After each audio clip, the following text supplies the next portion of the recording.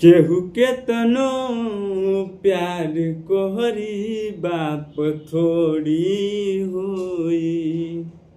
आ केहू के तनो प्यार कोहरी बाप थोड़े होई। इनका बिना कौनो कमावा अपने आप थोड़ी होई। आ इनके बिना कौनो कमावा अपने आप थोड़ी होई। आ केहू के तनो प्यार कोरी बाप थोड़ी होई। एक दिन ना हम तो देखनी रोजाना पेनहस हमरा के नया कपड़ा अपने पुराना पेनहस। जेना करी कदर से बड़ पाप थोड़ी होई।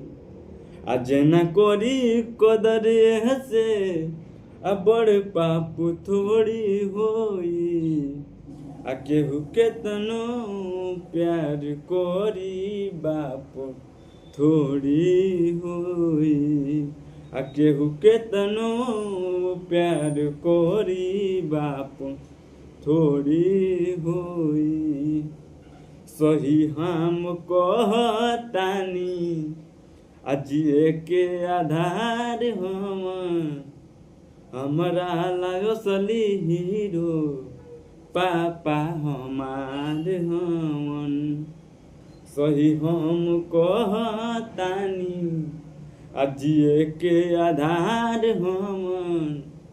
हमरा लागसली हीरो पापा हमार हमन। चंदनमा कहेला केहू इनसे साफ थोड़ी होई। चंदनमा कहेला केहू इनसे साफ थोड़ी होई। केहू के तनो प्यार कोरी बाप थोड़ी होई।